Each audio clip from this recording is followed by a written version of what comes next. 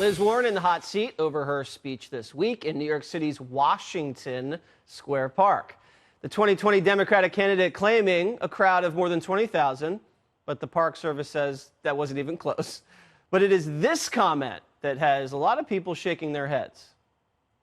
We are not here today because of famous arches or famous men. In fact, we're not here because of men at all.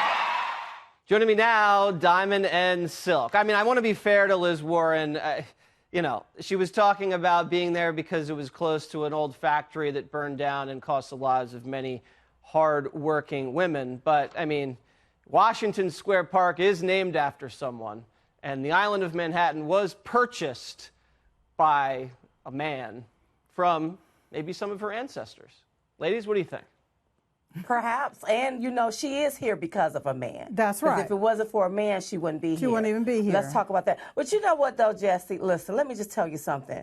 I heard, and it has been alleged that she's taken advice from Hillary Clinton. Mm-hmm. She shouldn't take advice for losers because she's going to lose. Let me tell you something. She's not going to get the man vote. She's not even going to get the black vote because black people look at her as another Rachel Dolezal that took advantage of a system because she claimed she walked around half of her career talking about she was Native American. That's right. So Elizabeth Warren, I think that she could just go somewhere and sit down. She don't draw the crowds like President Donald J. Trump. No. And her campaign should stop telling these salacious, damnable lies. That's right.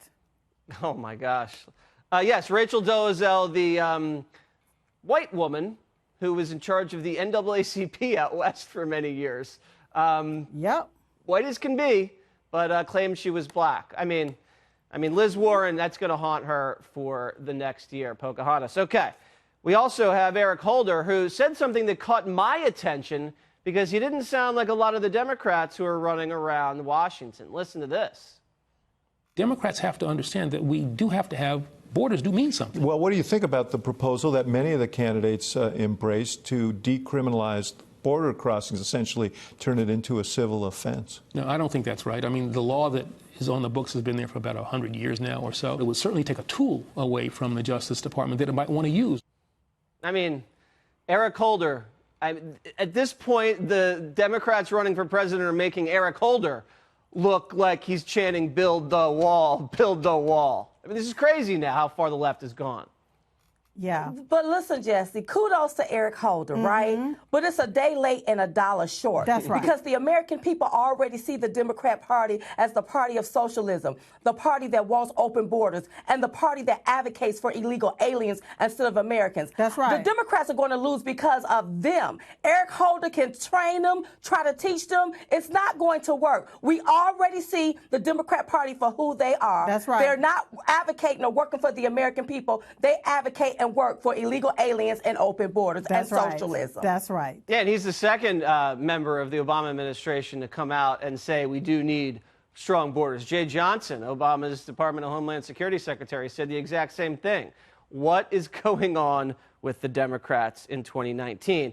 Ladies, I had to get your opinion on our friend up there, Trudeau, with the brown face. There he is, dressed as some Arabian guy, and then the black face. He says he doesn't even know how many times he dressed up in blackface. What do you guys think about that? Well, you know what? Okay, he walks around with this moral compass as if he's Miss Goody Two-Shoes, and now all of a sudden these photos surface. He should have known better, 2001, and seeing this in that era of 2001, like he should know better. That's if right. this was back in the 60s, I may cut him a little slack because back in that time, that was the Jim Crow era, that was the KKK era, that was all put in place by Democrats. But he should have known better. Yeah. 2001 dressed up like this here. Sad, sad, sad, sad day for him. Listen, I don't know if he's going to be reelected. Yeah, I mean, it's not the most opportune time for blackface photos to show up a month before the election. All right, ladies, Diamond and Silk, there they are, tearing it up across the nation. Check out the website and go buy the tickets. All right.